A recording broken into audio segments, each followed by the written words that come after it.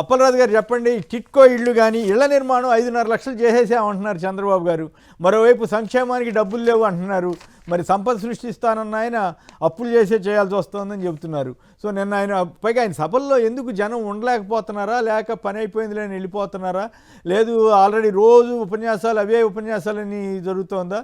So ఆయన చెప్పే ఉపన్యాసాలు, జనం స్పందన, వీటి మీద మీ కామెంట్ ఏమిటి? ముందు హౌసింగ్ సంబంధించి మనం ఒక స్పష్టమైనటువంటి సమాచారం ఇవ్వాల్సినటువంటి అవసరం ఉంది కేసీఆర్ గారు. ఇటీవల కాలంలో లోక్సభలో మొన్న అంటే ఇదే నెల మార్చి 19వ తేదీన లోక్సభలో ఒక క్వశ్చన్ వచ్చింది. ఆంధ్రప్రదేశ్కి సంబంధించి 2014 నుంచి నేటి వరకు గవర్నమెంట్ ఆఫ్ ఇండియా అంటే పిఎంఏవై ప్రధానమంత్రి ఆవాస్ యోజన అన్నటువంటి పథకం వచ్చిన తర్వాత ఎన్ని ఇళ్ళు మంజూరు చేశారు మీరు తెలియజేయండి అని చెప్పి లోక్సభలో మన ఎంపీ ఒకరు క్వశ్చన్ అడిగితే దానికి సంబంధించినటువంటి డేటా నేను ఇప్పుడు మీకు చూపిస్తున్నానండి. ఇది డైరెక్ట్ గా నేను వెబ్సైట్ నుంచి తీసి చూపిస్తున్నటువంటిది, డైరెక్ట్ గా వెబ్సైట్ నుంచే నేను చూపిస్తున్నాను. ఓకే, సో ఇందులో ఈ డేటా ఏం చెప్తున్నదంటే 2014-19 మధ్యలో అంటే 2015లో వచ్చింది పిఎంఏవై. 2015 నుంచి 2019 మధ్యలో 4,91,000 అంటే రఫ్లీ 5 లక్షల ఇల్లు 15 నుంచి 19 మధ్యలో గవర్నమెంట్ ఆఫ్ ఇండియా ఆంధ్రప్రదేశ్ రాష్ట్రానికి కేటాయించింది. అలాగనే 19 నుంచి 24 మధ్యలో అంటే 2019-24 అంటే జగన్మోహన్ రెడ్డి గారి హయాంలో 14,15,800 అంటే ఒక 14.5 లక్షలు ఇంచుమించుగా మంజూరు చేసింది. మన 24 నుంచి 26 అంటే ఈ గవర్నమెంట్ మళ్ళీ ప్రభుత్వం మారిన తర్వాత ఇప్పుడు సుమారుగా ఒక 48,000 ఇళ్ళు మంజూరు చేసింది. 48,000 ఇళ్ళు. ఇది జగన్మోహన్ రెడ్డి గారు చెప్పిన మాట కాదు, నా సొంత కవిత్వం కాదు. ఇది లోక్సభలో government of India PMAY scheme అన్ని రాష్ట్రాలకు ఎన్నెన్ని ఇళ్ళు మంజూరు చేశామని చెప్తూ లోక్సభలో ఆన్ పేపర్ ఇచ్చినటువంటి లిఖిత పూర్వక సమాధానమై నేను చెప్తా ఉన్నాను. ఇంత క్రిస్టల్ క్లియర్ గా ఉంటే చంద్రబాబు నాయుడు గారు వెళ్ళి ఈ 20 నెలల కాలంలో 5 లక్షల ఇల్లు మేము కట్టించి ఇచ్చేస్తున్నామని చెప్తారు. అంటే ఇది కాలానికి అనుగుణంగా ఆయన మారడం లేదా, లేకపోతే కాలానికి అనుగుణంగా ప్రజలు మారడం లేదా అన్నటువంటిది చర్చించుకోవాల్సినటువంటి అవసరం ఉంది. ఏంటి ఇది అంటే సోషల్ మీడియా వచ్చి ఇంత విస్తృతమైనటువంటి సమాచారం ప్రజలకు చేరగలిగేటటువంటి ఈ సందర్భంలో, ఇలాంటి ఈ యుగంలో ఇప్పుడు కూడా చంద్రబాబు గారు ఒక స్పష్టంగా ఒక అబద్ధాన్ని సృష్టించడం, ఈజ్ ది క్రియేటర్. ఒక అబద్ధాన్ని ఆయనే సృష్టిస్తారు, ఆ అబద్ధాన్ని ఆయనే ప్రచారం చేస్తారు, ప్రోపగాండా చేస్తారు. ఆ ప్రచారం చేయడానికి ఈ వెనకాల ఉన్నటువంటి ఈ ఎల్లో బ్యాచ్ మొత్తం, ఈ అందరు మీడియా వాళ్ళంతా కూడా దాన్ని ప్రచారం చేస్తారు.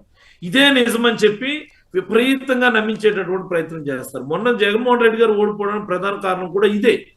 అబద్ధాలను సృష్టించడం, అబద్ధాలని ప్రచారం చేయటం, ఇదే నిజమని నమ్మించేటటువంటి ప్రయత్నం రకరకాల మార్గాల్లో చేయటం. ఇప్పటికి కూడా ఇంకా అదే పందా అవలంబించడం అన్నటువంటిది చాలా బాధాకరం. చంద్రబాబు గారు ఒక మాట మీరు గుర్తుపెట్టుకోవాలి. కేసీఆర్ గారు మీకు ఒక వండర్ఫుల్ చిన్న వర్డ్ చెప్తాను సార్. నేను రాష్ట్ర ప్రజలందరూ కూడా తెలుసుకోవాల్సింది, ఇందిరాగాంధీ గారు ఈ దేశంలో ఈ హౌసింగ్ స్కీమ్ అన్నటువంటి దాన్ని 1983లో 1983లో మొట్టమొదటిసారి ప్రవేశపెట్టారు. మనం ఏదో ఒక స్కీమ్ ప్రవేశపెడితే తప్ప ఇల్లు లేనటువంటి పేదలకి, నిరుపేదలకి ఇల్లు అవ్వదు అన్నటువంటి మంచి ఉద్దేశంతో ఇందిరాగాంధీ గారు 1983లో మొదలు పెడితే మన రాష్ట్రం విడిపోయే టైం కంటే మొన్న 14 ముందు రాష్ట్రం విడిపోయే టైం కంటే 2013-14 సమయానికి ఈ ఆంధ్రప్రదేశ్ రాష్ట్రానికి అంటే కంబైన్ ఆంధ్రప్రదేశ్, తెలంగాణ ఆంధ్రప్రదేశ్ కలిపి 44 లక్షల ఇల్లు ఇచ్చారు. 44 లక్షల ఇల్లు కంబైన్ ఆంధ్రప్రదేశ్కి సుమారుగా 40 ఏళ్ల కాలంలో, 83 నుంచి 13 వరకు అంటే 30 ఏళ్ల కాలం, అంతే కదా ఇంచుమించుగా. ఈ 30 ఏళ్ల కాలంలో 44 లక్షల ఇల్లు ఇచ్చారు కంబైన్ ఆంధ్రప్రదేశ్. జగన్మోహన్ రెడ్డి గారు కేవలం 5 ఏళ్ల కాలంలో ఈ నెసెంట్ ఆంధ్రప్రదేశ్ కంటే ఎర్స్వైల్ 13 జిల్లాలు కలిగినటువంటి ఆంధ్రప్రదేశ్, లేదా ఇప్పుడు 26 లేదా 28 జిల్లాలు కలిగినటువంటి ఆంధ్రప్రదేశ్ కేవలం 5 ఏళ్లలో 32 లక్షల ఇళ్ల పట్టాలు ఇచ్చారు. See the impact. అంటే జగన్మోహన్ రెడ్డి గారి సంకల్పం ఏ స్థాయిలో ఉంటుందని చెప్పడానికి ఇది ఆయన పాదయాత్ర చేయడం వల్ల సాధ్యపడింది. పాదయాత్ర చేయడం వల్ల ఇంకా ఇంతమంది ఉన్నారా ఇల్లు లేని వాళ్ళు? ఒక సెంటు ఇళ్ల స్థలం కోసం, ఒక సెంటున్నర ఇళ్ల స్థలం కోసం ఎంతమంది పేదలు ఇంకా పోరాటం చేస్తున్నారా అన్నటువంటి ఒక ఆవేదన ఆయనకు ఉండటం వల్ల 32 లక్షల ఇళ్ల పట్టాలు మహిళల చేతిలో పెట్టి 16 లక్షల హౌసింగ్ మంజూరు చేయించి అందులో మెజారిటీ హౌసింగ్ స్కీమ్స్ హౌసింగ్ వాటిని అంటే 9 లక్షల ఇళ్లను పూర్తి చేసి 5 లక్షల ఇళ్లను అంటే యావరేజ్ ఫిగర్స్ చెప్తున్నాను నేను ఆ వేరియస్ స్టేజెస్ లో ఉంటూ అంటే ఒక 5 ఏళ్ల కాలంలో ఆయన చేసినటువంటి ఘనత ఇది దేశంలో మరి ఏ నాయకుడికి ఏ ముఖ్యమంత్రికి సాధ్యం కానటువంటి ఒక అరుదైనటువంటి ఘనత. ఇప్పటికి నిన్న మీరు చూడండి, చంద్రబాబు గారు మీటింగ్ పెట్టి మీకు ఇల్లు ఓపెనింగ్ చేస్తాం రండి అంటే జగన్మోహన్ రెడ్డి గారు ఇచ్చినటువంటి ఇళ్ల పట్టాలు, ఏ ఇళ్ల పట్టాల మీద అయితే జగన్మోహన్ రెడ్డి గారి ఫోటో సగర్వంగా ముద్రించబడిందో, ఏ ఫోటో చూస్తే ప్రతి పేదవాడు చాలా ప్రేమగా ఆప్యాయతగా తన గుండెకు హత్తుకుంటాడో ఆ ఇళ్ల పట్టాలను తీసుకెళ్లి పేదలు చంద్రబాబు గారు మీటింగ్ లో కూర్చోవడం అన్నటువంటిది జగన్మోహన్ రెడ్డి గారి ఘనతకి నిదర్శనం. అది చంద్రబాబు గారు వచ్చి ఎన్ని డబ్బాలు కొట్టుకున్నా ఎన్ని గప్పాలు కొట్టుకున్నా ప్రజల్లో చాలా స్పష్టమైనటువంటి సంకేతం తప్పు జరిగిపోయింది, మొన్న తప్పు చేశామన్నటువంటి భావన ప్రజల్లో అయితే చాలా స్పష్టంగా కనిపిస్తుంది. అయితే మరి ఇంకా చంద్రబాబు గారు ఎన్ని కట్టుకథలు చెప్పినా కానీ జనాల్లోకి రీచ్ అయ్యేటటువంటి పరిస్థితి ఉంటుందని నేనైతే. జనం ఎందుకు వెళ్ళిపోతున్నారు? ఎండ తట్టుకోలేక, లేకపోతే ఆయన రోజు ఇదే ఉపన్యాసిస్తారనా, లేకపోతే మాకు తెలిసి అన్ని విషయాలు తెలిసిపోయినాయినా? ఖాళీగా ఉన్నట్టు వీడియోలు వస్తా ఉన్నాయి సోషల్ మీడియాలో. అదే దట్స్ వాట్ ఐమ్ సేయింగ్. అంటే ఇది అంటే చంద్రబాబు గారిని మనం నేరుగా వ్యక్తిగతంగా విమర్శించినట్టు అవుతుంది కానీ, but one thing I want to tell you అండి, ప్రోగ్రామ్ కి సంబంధం లేనటువంటి అంశాలను చంద్రబాబు గారు ఏ వేదిక మీద అయినా మాట్లాడడం, అర్థం కానటువంటి అంశాలను మాట్లాడడం, అబద్ధాలు మాత్రమే మాట్లాడడం, it's most important word, please mark my word, అబద్ధాలు మాత్రమే మాట్లాడడం అన్నటువంటి దాన్ని ప్రజలు గ్రహించారు.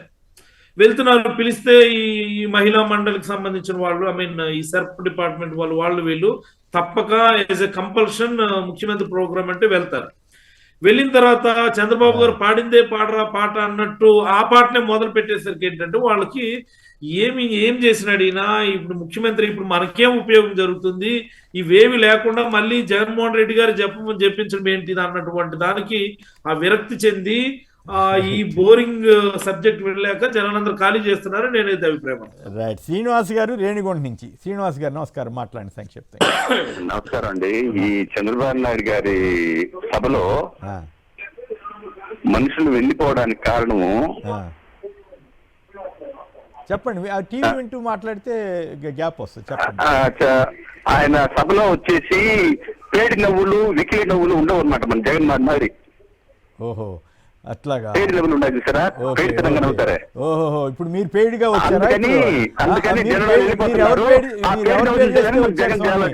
ఏం మాట్లాడతారు? ఎందుకు అట్లా మాట్లాడతారు? పద్ధతిగా మాట్లాడనని చెప్పాము, అయినా మీరు తిట్టదలుచుకుంటే తిట్టండి, అది వేరే విషయం. కానీ ఇప్పుడు పేడి గీడంటే మీరే ఎవరి దగ్గర పేజీ తీసుకుని ఇట్లా మాట్లాడుతున్నారని అడగాల్సి వస్తుంది కదా. మీరు వాస్తవాలకు అనుగుణంగా మాట్లాడండి. ఆయన అబద్ధాలు చెబుతున్నారా లేదా? ఇప్పుడు అప్పలరాజు గారు చెప్పారు 32 లక్షల పట్టాలు ఇచ్చినటువంటి వ్యక్తి జగన్ గారా కాదా? మరి 16 లక్షల ఇళ్ళు వచ్చినట్లుగా కేంద్ర ప్రభుత్వం చెప్పిందా లేదా? వీటన్నిటికీ సమాధానం మీరు నిజంగా తెలుగుదేశం అభిమానులు అయితే వీటికి సమాధానం చెప్పాలి.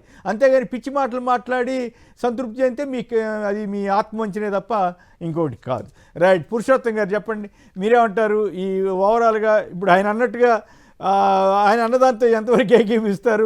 జనం ఎందుకు వెళ్ళిపోతున్నట్టు ఆయన కూడా ఒప్పుకున్నాడు. తెలుగుదేశం మిత్రుడే జనం వెళ్ళిపోతున్నమాట వాస్తవమే అని చెబుతున్నాడు. సో దీన్ని బట్టి ఏమర్థమవుతుంది మీకు? అలాగే ఇళ్ల నిర్మాణం క్రెడిట్ ఎవరిది? కొమ్మిడి గారు బేసిక్గా ఇంతకుముందు ప్రస్తావించినట్టు 32 లక్షల ఇళ్ల పట్టాలు ఇచ్చిన తర్వాత ఇంకా సాచురేషన్ సిచ్యువేషన్కి వచ్చేసింది. ఏ ప్రభుత్వం అయినా కొనసాగించాల్సి దాన్ని కంప్లీట్ చేయడం. కాబట్టి జగన్మోహన్ రెడ్డి గారు కంప్లీట్ గా ఇంకొక ఇళ్ల పట్టా అవసరం లేనట్టుగా ఇళ్ల పట్టాలు ఇచ్చేశారు. చంద్రబాబు గారు చాలాసార్లు చెప్తారు కదా, రాజధాని లాంటి విషయాల్లో కంటిన్యూ ప్రాసెస్ గవర్నమెంట్ అని. ఇది కూడా కంటిన్యూ ప్రాసెస్. జగన్ గారు ఏదైతే 32 లక్షలు ఇచ్చారో వివిధ దశలో ఉన్నాయి, కొన్ని 100%, కొన్ని 60%, కొన్ని ప్రాథమిక దశలో ఉన్నాయో వాటిని కంప్లీట్ చేస్తూ దశల వారికి ఇచ్చుకుంటూ పోవడం. కానీ మేము పూర్తి చేసామని చెప్పుకోండి, కానీ దీన్ని సృష్టించింది, దీనికి ఒక ముగింపు పలికే ఏర్పాటు చేసింది జగన్ గారు మొదటి అంశం. ఎందుకు జనం వెళ్తారంటే ఒకటి ఇక్కడ చంద్రబాబు గారు ప్రత్యేకత ఏంటంటే అది మంచిదే అన్ని సందర్భాల్లో సరికాదు. మంచిదే ఎందుకు అంటున్నారంటే చంద్రబాబు గారు ఎదురుగా ఉన్న వాళ్ళని ఉద్దేశించి ఎప్పుడు మాట్లాడు, ప్రపంచాన్ని ఉద్దేశించి మాట్లాడుతుంటాడు. సమస్య అక్కడ వస్తుంది. ఇప్పుడు ఎదురుగా వచ్చిన వాళ్ళకి ఒక ఇళ్ల పట్ట, ఒక కోరికతో వస్తారు. వాళ్ళు దాని చుట్టూ వింటారు. మనం కూడా ఒక సబ్జెక్ట్ తో పిలిస్తే దానికి తప్ప ఇంకోటి వినడానికి ఇష్టపడం, అది మానవ సహజం. నన్ను ఒక దానికి పిలిచి డిబేట్ కి మీరు ఇంకోటి ఇంగ్లీష్ లో మాట్లాడితే నేను మాట్లాడలేదు. కాబట్టి బేసిక్ ఆడ వచ్చిన వాళ్ళు ఇళ్ల పట్టాల కోసం వచ్చారు. ఎప్పుడు పూర్తి చేస్తాను, వాళ్ళ పేదరికం చుట్టూ, వాళ్ళ బతుకుల చుట్టూ ఏం మాట్లాడు. చంద్రబాబు గారు అక్కడ వచ్చి కూడా ఇంటర్నేషనల్ విషయాలు, అప్పులు అవన్నీ మాట్లాడితే ఇదేం సమస్య అని ఉంటారు. ఆయన చంద్రబాబు గారికి తెలియ కాదు. ఆయన ఎప్పుడు కూడా ఎదురుగా ఉన్న వాళ్ళు ఉద్దేశించి దానికన్నా 10% మాట్లాడితే 90% ప్రపంచాన్ని ఉద్దేశించి మాట్లాడతారు. అందువల్ల ప్రపంచంలో వింటారు కానీ ఆయన అక్కడ వినరు. అందువల్ల కొంచెం వెళ్ళిపోయేదానికి అవకాశం ఉంటుంది. మొదటి అంశం. రెండోది ఒక్క అంశాన్ని ప్రస్తావించాలి. ఒకటి కరెక్ట్ గా చెప్పారు, అదేంటంటే కేంద్రం నుంచే వచ్చే డబ్బులు, రాష్ట్రానికి ఉన్న ఆదాయం, ఇవన్నీ కలిపితే అప్పులు, వడ్డీలు, రొటీన్ అవసరాలు సరిపోతున్నాయి. కాబట్టి ఇంకా మీట నేను ఏం చేయాలనుకున్నా అప్పులు చేయాల్సి వస్తుంది, చేయమంటారా అని అడుగుతున్నారు. మంచిది. ఇదే ప్రశ్న జగన్మోహన్ రెడ్డి గారు ఎన్నికల క్యాంపెయిన్ లో చెప్పాడు. అప్పుడు మీరు ఏం మాట్లాడారు? జగన్ గారు ఎన్నికల క్యాంపెయిన్ లో మేనిఫెస్టో రిలీజ్ చేస్తూ పేదలకు ఏదైనా 4 రూపాయలు సహాయం చేయాల్సిన అవసరం వస్తే నాకన్నా ఇచ్చేవాడే ఉండరు, కానీ 60 నుంచి 70 వేల కోట్ల రూపాయలకి మించి సంక్షేమ పథకాలు ఇవ్వడానికి స్కోప్ లేదు, అన్ని టైట్ చేసిన తర్వాత, అందువల్లే నేను అంతకు మించి ఎన్నికలకు ముందు కొమ్మినేని గారు, మీరు కూడా సీనియర్ జర్నలిస్ట్ గా చూస్తుంటారు, ఇది ఇవ్వలేనని చెప్పిన ముఖ్యమంత్రి ఆయనే. ముఖ్యంగా చంద్రబాబు గారు 3,000 నుంచి 4,000కి పెంచుతానంటే వైసీపీ కార్యకర్తలందరూ ఆ రోజు టెన్షన్ పడిపోయారు. అదేంటంటే ఆయన 4,000 ఇస్తానంటే 4,000 100 చెప్పాలి, అది గమ్మున ఉండాలి, కానీ 250, 370 అంటాడేంటి అని భయపడ్డారు. కొంత అది నష్టం కూడా జరిగి ఉండొచ్చు. కానీ జగన్ గారి ఉద్దేశం ఏంటంటే ఇంతకు మించి ఇవ్వలేము, అది నిజాయితీగా చెప్పారు. అదే మొన్న చెప్తున్నారు, నేను మొత్తుకున్నాను మీరు నమ్మద్దంటే నమ్మారు అని చెప్పి పదే ఈ మధ్య అంటున్నారు. పాయింట్ ఏంటంటే చంద్రబాబు గారు చెప్పింది కరెక్ట్, కానీ ఎన్నికల ముందు ఎందుకు ఇది లేదు? ఇప్పుడు ఇంత క్రైసిస్ లో ఉందని తెలిసిన తర్వాత జగన్ గారికి 5 ఏళ్ళలో ముఖ్యమంత్రి, span of chief minister Jagan గారిది. ఆయన వయసు, రాజకీయం అంతా, మంత్రి పదవులు అన్ని కలుపుకుంటే ఆ వయసు అయింది 5 సంవత్సరాలు. మంది ఏకంగా 15-20 ఏళ్ళ అనుభవం ఉంది, అంతకుముందు మంత్రిగా పనిచేసిన అనుభవం ఉంది కదా. 5 ఏళ్ళు పనిచేసిన ముఖ్యమంత్రి 60-70 వేల కోట్ల రూపాయల పైన ఇవ్వడానికి లేదని చెప్పిన తర్వాత ఇన్నేళ్ళు అనుభవం ఉన్న మీరు 1,60,000 కోట్ల హామీలు ఎట్లా ఇస్తారు? ఏ బేస్ మీద ఇచ్చారు? ఇప్పుడు వచ్చి కష్టం అంటే ఎట్లా నమ్ముతారు జనం? ఇది మౌలికమైన సమస్య. 70,000 కోట్లు వెసులుబాటు ఉన్న రాష్ట్రానికి 1,60,000 కోట్ల రూపాయలు హామీలు ఇచ్చారు ఆన్ రికార్డు. ఇది జగన్ గారు అంటే నీకు అదేమన్నా తప్పన్నారా? తప్పనలా. నీకు అవగాహన లేదు, చేసినావు, నాకు అవగాహన ఉంది, చేస్తుండే. రెండో సంపద సృష్టి. ఇంతకుముందు నేను ప్రస్తావించాను. సంపద సృష్టి అంటే ప్రభుత్వానికి ఆదాయం పెరగడం కదా కొమ్మినేని గారు. ఆదాయం పెరగాలంటే ప్రజల చేతిలో డబ్బులు ఉండాలి. ప్రజల చేతిలో డబ్బులు ఉండాలంటే ఒకటి స్కీమ్స్ పర్ఫెక్ట్ గా అమలు చేయడంతో పాటు ఇప్పుడు ఏదైతే 50 కిలోమీటర్లకు ఒక పోర్టు ప్రభుత్వ రంగంలో అన్ని చేస్తే అది ప్రభుత్వానికి ఆదాయం వస్తుంది. అప్పుడు ఆ సంపద సృష్టి అంటే ఆకాశం నుంచి ఊడిపడదు కదా. కాబట్టి ఈ సంపద సృష్టికి వచ్చే ఏర్పాట్లు జగన్ గారు చేసింది. పీపీఐ ఇచ్చేసినారు, పీపీఐ ఇచ్చేస్తారు. ఇంకో పక్క ఆదాయం లేదంటారు, ఆదాయాన్ని మించిన అప్పులు హామీలు ఇచ్చేస్తారు. ఇది కదా కాంట్రడిక్షన్. ఇది లేకుంటే ఇందాక ఎవరో రేణిగుంట శ్రీనివాస్ పేరు మీద మాట్లాడిన ఆయనకి ఈ విషయాలన్నీ అర్థమైతే సమాజానికి మంచిది. నిజంగా ఆయన పార్టీ వాళ్ళకి మేలు చేయదలిస్తే ఇట్లాంటి లోపాలన్నీ సరిదిద్దుకోవాలి. అంతేగాని ఆయన ఏదో జగన్ గారు ఒక మాట కరెక్ట్ చెప్పాడు. ఆడ వచ్చిన వాళ్ళందరూ పర్ఫెక్ట్ గా వచ్చారు కాబట్టి పర్ఫెక్ట్ గా వెళ్ళిపోయారని చెప్పాడు. సరే, జగన్ గారికి వచ్చిన విషయం పక్కన పెట్టడం, పర్ఫెక్ట్ వచ్చింది, పర్ఫెక్ట్ జగన్ గారు అనౌన్స్ చేశాడు తెలుగుదేశం ఆయన. Okay, right. జగన్ గారు వచ్చే సభల్లో ఎక్కువ వెళ్ళేవారు కాదు కొమ్మినేని గారు, ఎందుకంటే చంద్రబాబు గారి సభలో జనం వెళ్ళిపోయారని ఆయన ఓపెన్ గా చెప్పినట్టు అయింది కదా. ఆయన మద్దతుదారుడే అండి. చెప్పాల్సిందేంటి, ఎస్ చంద్రబాబు గారు ఇవన్నీ చేశారు, లేదా ఇవి చేశారని చెప్పుంటే అప్పుడు పార్టీ వాళ్ళకి లాభం, ఆయనకి లాభం. ఆయనకి చివరికి జనం వెళ్ళిపోయిన మాట నిజమేనని ఆయనే చెప్తే ఇంక ఉపయోగం ఉంది చంద్రబాబు గారికి. రైట్. సీతారాం గారు హైదరాబాద్ నుంచి. సీతారాం గారు సంక్షిప్తంగా మాట్లాడండి. Good morning sir. నమస్కారం. మీకు అందరికీ నమస్కారం సార్. ఏమీ లేదు సార్, ఇప్పుడు ఇల్లు పట్టాలు ఉన్నాయి సార్. అవును. జగన్ గారు ఇచ్చేటప్పుడు పార్టీలకు అతీతంగా ఇచ్చేవారు సార్. అవును. ఇప్పుడు 1-2 ఏదో వచ్చినా సరే వాళ్ళకు అనుకూలంగా వాళ్ళ మనుషులకు ఇచ్చుకుంటారు. ఇప్పుడు మాత్రం, ఎందుకంటే మా విలేజ్ కూడా అది నడుస్తుంది. ఏదైనా వేరే వాళ్ళు అడిగారు అనుకోండి, ఆ కార్డు లేదు, ఈ కార్డు లేదు, అవి లేదు అని ఏదో దాన్ని డైవర్ట్ చేసి పక్క పంపించేస్తాను. అది ఇప్పుడు జరుగుతుంది. ఇల్లు జగన్ గారు ఉన్నప్పుడైతే పిలిచి అందరికి ఎవరికి లేదు, పార్టీలతో లేకుండా ఇచ్చారు. ఇలా ఉండాలి సార్ పరిపాలన. చంద్రబాబు నాయుడు గారు మీటింగ్ అంటే అతను పెట్టేది ఒక పెడతారు, అతను ఎప్పుడు ఐటాక్స్ ఇటాది నీరు కట్టించాలి చెప్తే జనాలు ఆ జనాలు ఇప్పుడు ఎవరు చూస్తారు సార్ అది అంటున్నా. ఏదైనా మనుషులకి ఏం చేస్తాను, ప్రజలకు ఏం చేస్తాను అనేది ఎవరైనా చెప్పాలి సార్ పెద్దలు. రైట్. కాదు, తను ఇచ్చిన హామీలు ఇవి, నేను అమలు చేశాను, ఇగో ఇంకా ఇవి అమలు చేయాల్సి ఉంది, ఈ కారణాల వల్ల నేను చేయలేకపోతున్నానని చెప్పగలిగితే అదో పద్ధతి. సీనియర్ నాయకుడు ఇప్పుడు అప్పలరాజు గారు అబద్ధాలు తప్ప ఇంకేం మాట్లాడట్లేదని అప్పలరాజు గారు లాంటి వాళ్ళకి విమర్శించడానికి ఆస్కారం ఎందుకు ఇస్తున్నారు మరి చంద్రబాబు గారు? అంతే, ఆయన తత్వం అది అని వాళ్ళు అంటున్నారు. రణధీర్ గారు హైదరాబాద్ నుంచి. రణధీర్ గారు నమస్కారం, మాట్లాడండి. కుమినేని గారు గుడ్ మార్నింగ్ సార్. ఇక్కడ ఒక విషయం ఏంటంటే ఇళ్ల పెట్టారు ఎవరు ఇచ్చారు ఎవరు ఇవ్వలేదు అనేది ప్రజలకు తెలుసు. కానీ పార్టీ మీద అభిమానంతోనో, నాయకుల మీద అభిమానంతోనో, లేదా కులం మీద అభిమానంతోనో మాట్లాడితే మాట్లాడొచ్చు కాక, కానీ అబద్ధాలు చెప్తున్నారు అనే విషయాన్ని వీళ్ళు ప్రమోట్ చేస్తే వాళ్ళ పార్టీలో ఉన్న సామాన్యులు కూడా నష్టపోతారు కదా. ఆయనకు ఆ విషయం తెలియట్లేదు ఇంతకుముందు చేసిన కాదర్ గారికి.